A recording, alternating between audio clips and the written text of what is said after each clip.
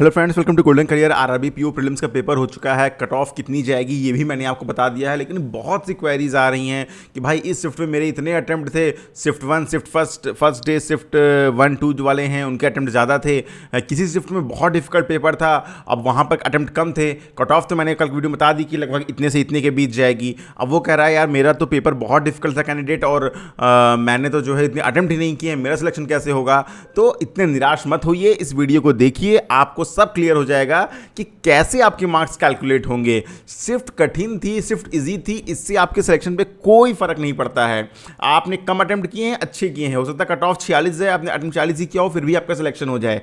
कैसे, ये इस वीडियो में आपको देखने मिल जाएगा। लेकिन ऐसी ही वीडियो के लिए, हिंदी लैंग्वेज पेपर के लिए, कंप्यूटर्स के लिए और आपस में डिस्कस करने के लिए हमारा टेलीग्राम ग्रुप ज्वाइन कर लीजिए। वीडियो के डिस्क्रिप्शन बॉक्स में लिंक दिया गया है, बहुत बेनिफिट होने वाला है। साथ में जब इंटरव्यू क्लास आप ज्वाइन करेंगे तो भी आपको जो है बहुत बेनिफिट होने वाला है उस ग्रुप से। तो फिलहाल ज्वाइन करिए ग्रुप को और बाकी इस वीडियो में देखकर अपनी कंफ्यूजन को दूर करिए। कि मान लेते हैं कि कोई एग्जाम हुआ। ठीक है, वो एग्जाम कितने शिफ्ट में हुआ? मेनली 4-5 शिफ्ट तो हो ही जाते हैं। ठीक है, शिफ्ट वन ये अलग अलग डेज, ठीक है, 4 दिन में हुआ तो सब ऐसे ही कैलकुलेट होता है। Shift two, shift three and this is shift four. 4 shift में हो गया एग्जाम। अब 4 शिफ्ट में बच्चे कितने कितने बैठ रहे थे? इस शिफ्ट में थे 1000 बच्चे, इस शिफ्ट में थे 1000 कैंडिडेट्स, इसमें थे 1000 कैंडिडेट्स एंड इसमें भी थे 1000 कैंडिडेट्स। ठीक है, मतलब एक एक हजार कैंडिडेट्स थे शिफ्ट में। ठीक है, यहाँ पे मैं लाइन ड्रॉ कर देता हूँ तो इजी रहेगा समझना।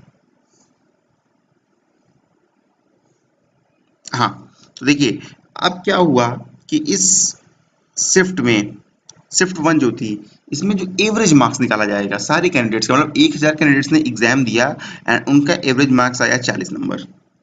अब शिफ्ट टू क्या हुआ भाई, पेपर तो था थोड़ा डिफिकल्ट, अब पेपर उतना इजी रहा नहीं, तो इसमें भी सारे कैंडिडेट्स का एवरेज मार्क्स आया सिर्फ 30 नंबर। क्यों? क्योंकि पेपर डिफिकल्ट आ गया।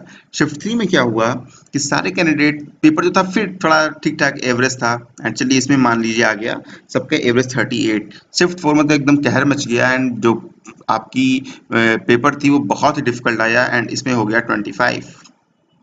ठीक है, अब ये तो 25 नंबर ही करके आया। ठीक है, नीचे एक हम ब्लैंक छोड़ेंगे जिसमें अभी हम कैलकुलेशन करेंगे। 25 ही छोड़ के आया, मतलब नंबर करके आए एवरेज कैंडिडेट्स, तो अब तो हो गई बहुत डिफिकल्टी की किया क्या जाए। ठीक है, अब मान लीजिए इन टोटल कैंडिडेट्स 40,000 कैंडिडेट्स जो हैं, इन 40,000 कैंडिडेट्स का जो एवरेज मार्क्स था, मतलब जो एवरेज मार्क्स ये लेकर आए हैं, इन सारी शिफ्ट का मिला के जो एवरेज मार्क्स आया है, एवरेज मार्क्स वो निकाला जाता है। मान लीजिए वो आया है 30 नंबर, मतलब सारी शिफ्ट को मिलाकर भाई एवरेज 30 नंबर लेकर आए हैं। ठीक है, तो इतना तो अब आपका निकल गया। लेकिन अब क्या होता है, अब आपके मार्क्स कैलकुलेट करने के लिए एक फॉर्मूला होता है एंड ये वही यही फॉर्मूला हर जगह यूज होता है हर एग्जाम में। तो मैं फॉर्मूला आपको बता देता हूँ ताकि आपको पता चले। देखिए ये फॉर्मूला होता है average of top 0.1% all shift, ठीक है, minus average of total candidate, कौन से, all shift, divide by average of top 0.1%, इसमें स्पेसिफिक शिफ्ट, मतलब जिस शिफ्ट से कैंडिडेट बिलोंग कर रहा है जिसके मार्क्स कैलकुलेट करने हैं, minus average of total candidate specific shift. अब ये कैसे होता है मैं आपको बताता हूँ, बहुत ही इजी है एंड आपको डाउट भी क्लियर हो जाएगा, आपको टेंशन भी नहीं आएंगे कि पेपर आपका टफ आया दूसरे का इजी आया है। यहाँ पर आएगा actual marks of candidate, actual marks of candidate minus average of total marks किसके, स्पेसिफिक शिफ्ट से, जिस शिफ्ट से कैंडिडेट है। ठीक है, plus average of total candidate, ठीक है, ऑल शिफ्ट। तो ये होता है फॉर्मूला। देखिए पहले क्या होता है, इस शिफ्ट में 1000 बच्चे थे, एवरेज मार्क्स थे 40। अब इसमें क्या होगा, टॉप 0.1% कैंडिडेट, मतलब जो सबसे अच्छा स्कोर किया 0.1% कैंडिडेट्स ने, उनके मार्क्स कितने थे ये देखा जाएगा। तो भाई टॉप के 0.1% ने तो बढ़िया पेपर किया, उनका एवरेज आया 75। इसमें टॉप के 0.1% ने भी बढ़िया किया और इनका एवरेज आया 60। इसमें भी जो टॉप के 0.1% कैंडिडेट थे, इन्होंने भी ठीक परफॉर्म किया एंड इनका एवरेज आया 65। और यहाँ के जो टॉप 0.1% कैंडिडेट थे, उनका एवरेज आया 55। तो देखिए जैसे पेपर टफ होगा तो भाई टॉप के जो बहुत अच्छे पढ़ने में है वो भी इतना अच्छा कर नहीं पाएंगे, तो उनके भी मार्क्स आए कम। एंड यहाँ पर क्या है, एवरेज मार्क्स 30 है। एंड यहाँ पर अगर हम बात करें टॉप 0.1% सबका, ऑल कैंडिडेट्स मतलब एवरेज 0.1% ऑल कैंडिडेट्स की अगर हम बात करें तो मानिए वो आया 70। ठीक है। अब एक कोई कैंडिडेट है, कैंडिडेट का नाम क्या है, राकेश। इनके मार्क्स कितने आए हैं, इनके मार्क्स आए हैं 50। एंड ये किस शिफ्ट से हैं, ये हैं शिफ्ट 1 से। ठीक है। अब ये हैं शिफ्ट 1 से, इनके मार्क्स आए हैं 50, पेपर था इजी। ये पेपर करके आए, इनको तो लगा कि वीडियो देखा कि इन्होंने किसी का, ठीक है, कि भाई कट ऑफ क्या जाती है, बोला कट ऑफ 40 जाएगी, 40 के ऊपर कट ऑफ नहीं जाएगी। ठीक है, लोगों ने ये बताया। लेकिन होता क्या है कि कट ऑफ 40 गई, इन्होंने सोचा मैं तो 50 करके आया हूँ, मेरा सिलेक्शन हो जाएगी। माना कट ऑफ 45 गई, इन्होंने सोचा मेरा सिलेक्शन हो जाएगा।